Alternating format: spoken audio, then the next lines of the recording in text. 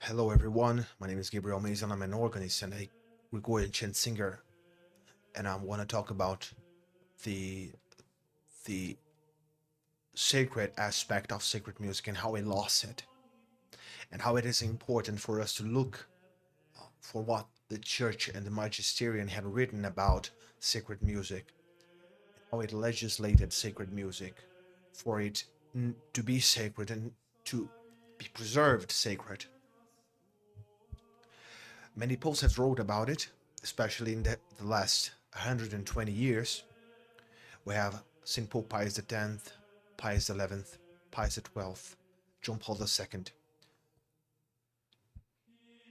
All of them have wrote about sacred music and its aspects. And we need to understand that sacred music, yet it receives influence from the specific time that we live in, as Pope St. Pius X actually says in his document, Traditio Digitudini. Yet it suffers from that influence. Those influences must be purified in such a way that the sacred aspect of music stays sacred. What is actually this sacred aspect? When we have the profane, the worldly, and we take something from it and we deliver it to God, we give it to God, and we separate it from the word, from the world, what we're doing is to purify it and to sanctify it. We take out from the profane and we give it to God. When we talk about sacred music, we're talking about a music that is separated from God for God in its forms, in its way of being executed, in its way of being composed, in the affections that it causes in the human soul. We're talking about a purification of the texts that it contains. Sacred music is that music that we give to God, that is purified in every sense. So, sacred music must have all those aspects. St. Pope Pius X talks about them in his document Traditio Digitudini, which I have here, and he talks about some general principles that identify sacred music. So when we look at those principles, we can then say what are not sacred, what is not sacred. We can look at them and say, okay, what does not have those qualities are not sacred, is not sacred. So the Holy Father starts with saying, sacred music, being a complementary part of the solemn liturgy, participates in the general scope of the liturgy, which is the glory of God and the sanctification and edification of the faithful. So there are two things that moves sacred music: the glory of God and the fact that we take the best from our music and we give it to God. That is glorifying. That glorifies Him. That glorifies Him. We take the best and with good heart and we offer this to God. The best. And we give it to God. That's how we glorify God. You know, we take the best and we give it back to man to make him, to incline him to God. And that we do by composing that music in such a way that we move not only the emotional aspects of the soul of the actually the lower part of man, but we move the passions of the soul. We incline them towards God. We show that art to man for him to be inclined to God. It contributes to the decorum and the splendor of the ecclesiastical ceremonies. And since its principal office is to clothe with suitable melody the liturgical text proposed for the understanding of the faithful, so it clothed within the suitable melody. What does it mean? It means that the melody represents the text. It gives them a soul, let's say, gives them interpretation for the understanding of the faithful. Its proper aim is to add greater efficacy to the text. Efficacy, that's the point. It needs to affect the human soul in such a way that it must feel not only the physical sensation, but constrained in its intelligence and will to desire God, to want God, in order that through it the faithful may be more easily moved to devotion and better disposed for the reception of the fruits of grace belonging to the celebration of the most holy mysteries. So, there's an objective of the sacred music, and we cannot call everything sacred music because of a warmth of the heart, a sensation that we feel deep in the heart, deep in our heart. That's not what defines sacred music. By having its sacred style of composition, its sacred texts, and its sacred way of affecting our souls, by having all of those aspects, sacred music dispose better for the reception of the fruits of grace belonging to the celebration of the most holy mysteries. It is impossible for a soul, a Catholic soul, to receive, or better, to be better disposed for the reception of those fruits if the music used in the sacred liturgy does not resemble these sacred aspects. And when we lose the aspects of the sacred, architecture, or the sacred vestments, or the sacred music, or the sacred painting, or when we lose all of those things, we actually become less disposed to the reception of the fruits. And actually, St. Pope Pius X talk about it right in the beginning of his Trolle Sollicitudini. He talks that he says that nothing should have place therefore in the temple calculated to disturb or even merely to diminish the piety and devotion of the faithful. And what is that disturb and diminish the piety of the faithful? It is that type of music that resemble the profane. It resembles the same music that I hear outside of the church. So when a faithful enters into a church, he must be in awe for all those aspects of sacred that he finds inside that building, including the building, the vases, the music, the painting, the colors, the crucifix. We need to have everything so sacred, which means the best of all, the best of everything, that he feels that there is something more after this life.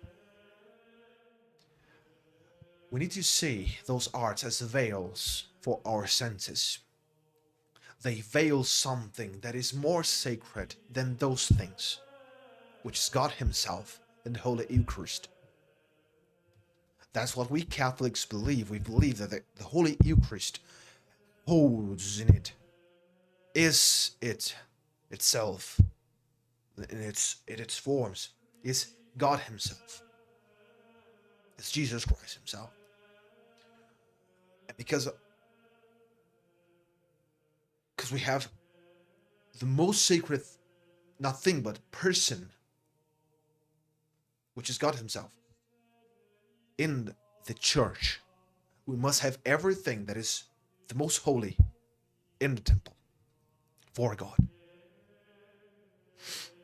So those are words of Saint Pope Pius X. And then we continue reading. Sacred music should consequently possess in the higher degree the qualities proper to the liturgy, and in particular sanctity and goodness of form. Sanctity and goodness of form, what does it mean? It must be good in its form, and it must be sanctified, as I said earlier. It must be so unique that it cannot even resemble something that is profane.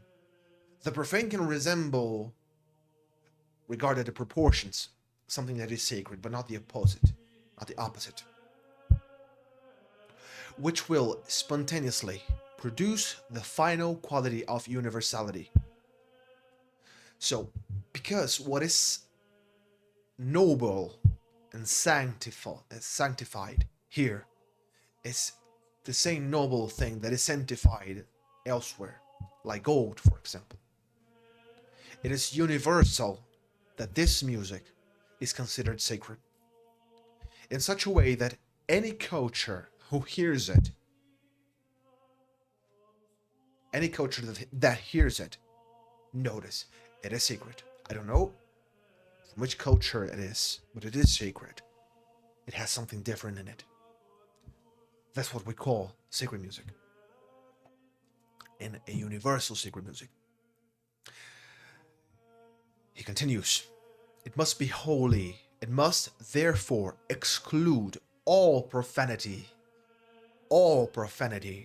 not only in itself, but in the manner in which it is presented by those who execute it.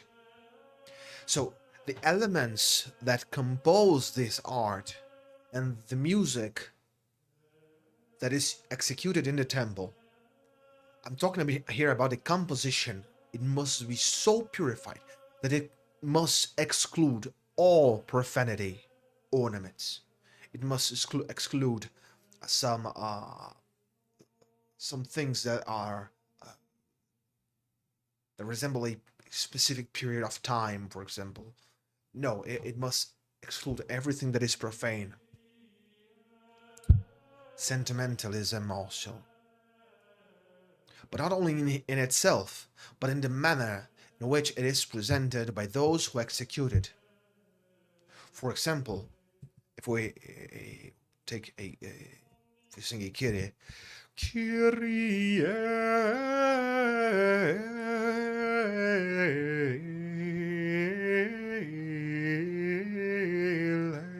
eleison. If we sing it like this, Kyrie,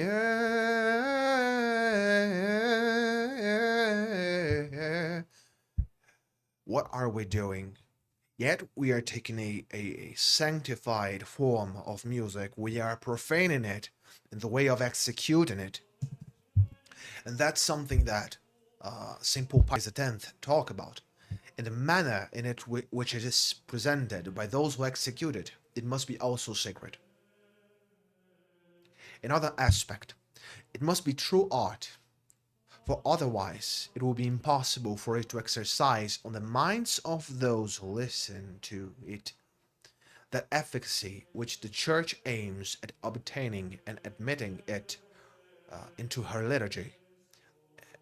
In admitting into her liturgy the art of musical sound. So here the Pope talks about what the Church aims by admitting into her liturgy the art of musical sound.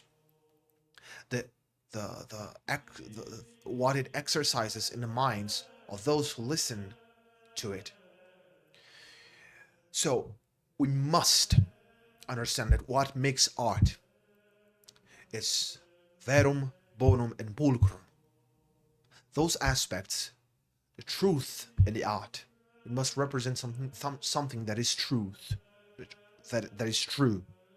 It must represent something that is good, bonum, and it must be beautiful. It must be when contemplated.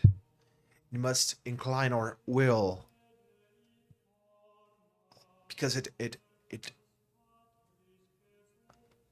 have contemplated. We have contemplated something that is beautiful.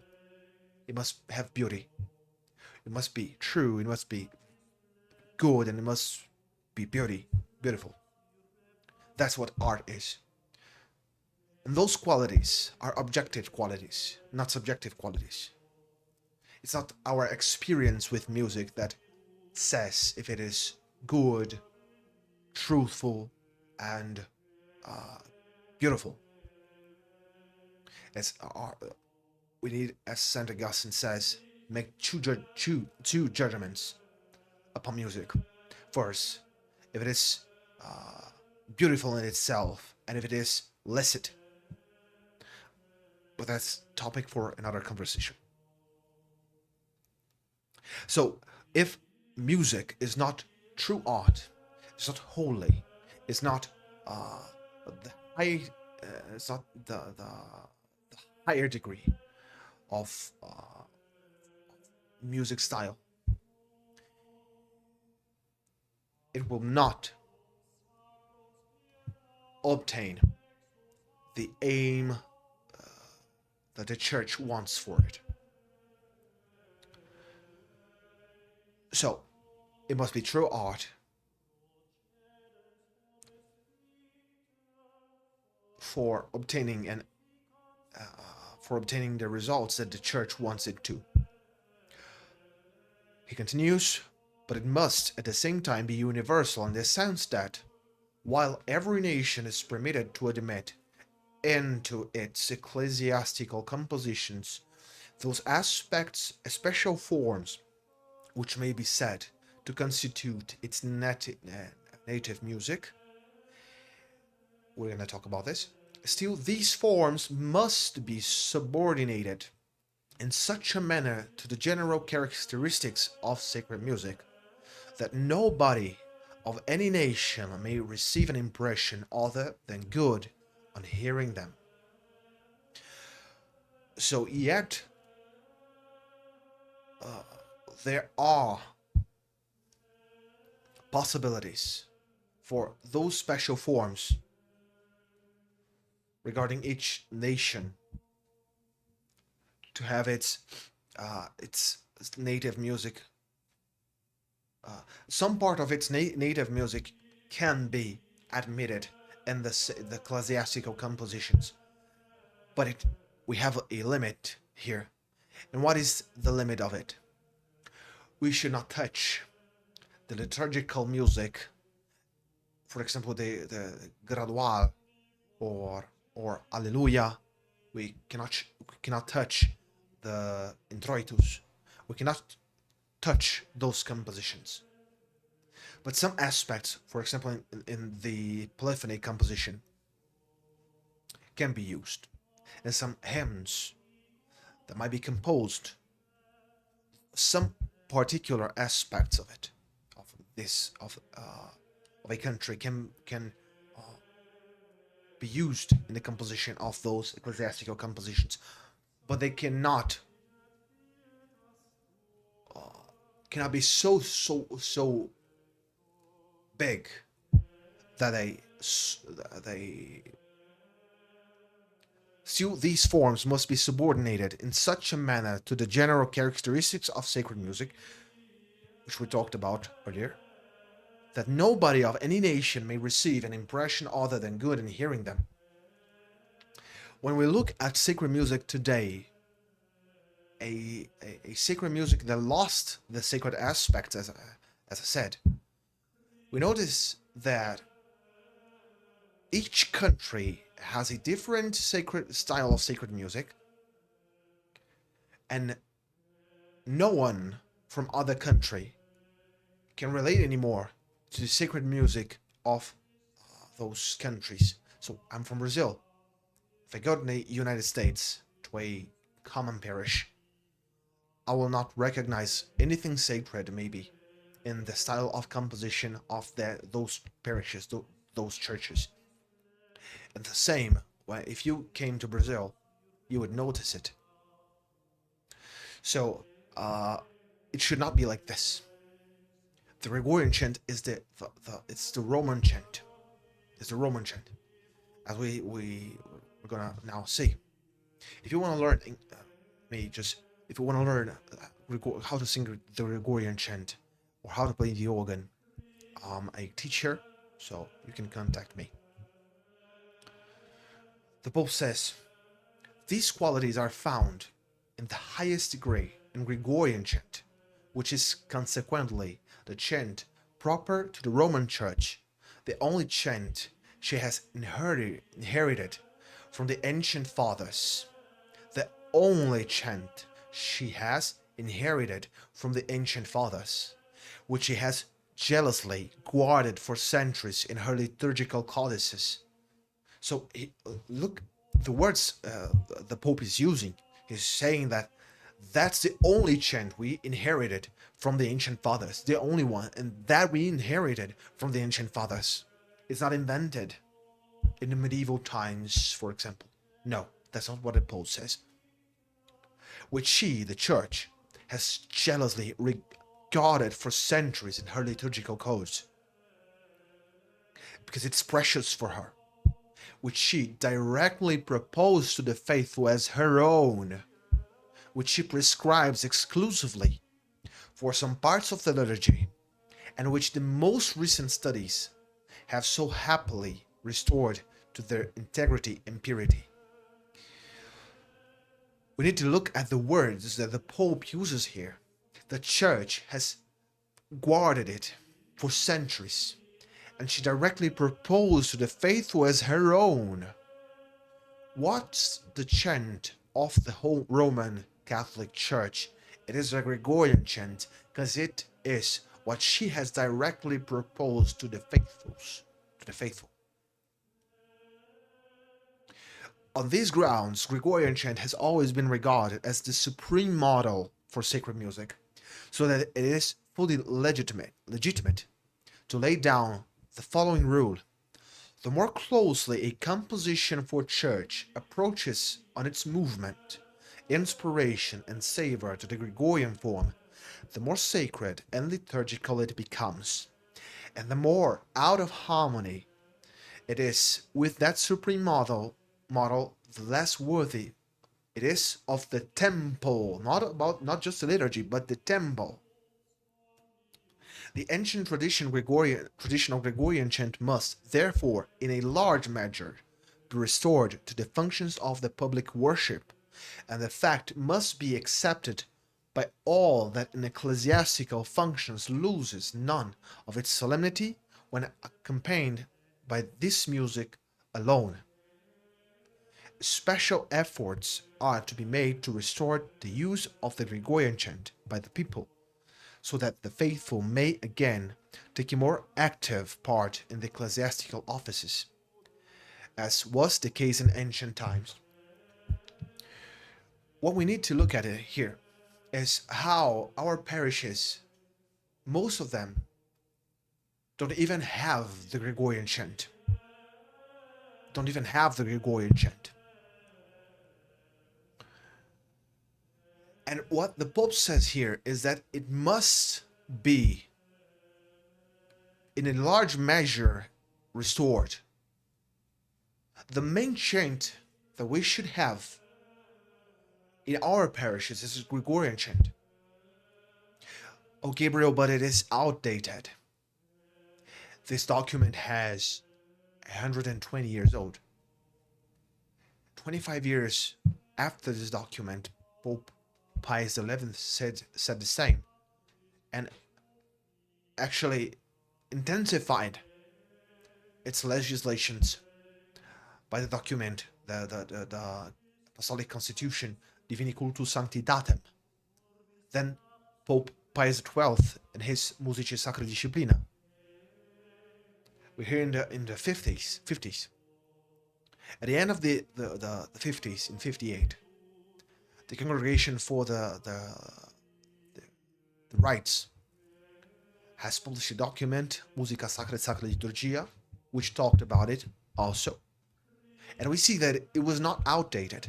And actually, even the Second Vatican Council talked about the Gregorian chant and its primacy over the other styles of chants, of temple music. And even John Paul II wrote about this document that I'm reading about, confirming it. So it's not outdated. Tradition is not outdated. Something that we hold and that we inherit, that we inherited from our ancient fathers, must not be changed because of the culture or because of the period of the time that we live in. Those things are fixed in place to the end of times, till our Lord Jesus Christ comes back again. If you enjoyed, please subscribe, share it with some of your friends. Thank you again. I'm a Gregorian chant singer and teacher, and also an organist. I do teach both arts, so if you want to learn it, just contact me. Thank you.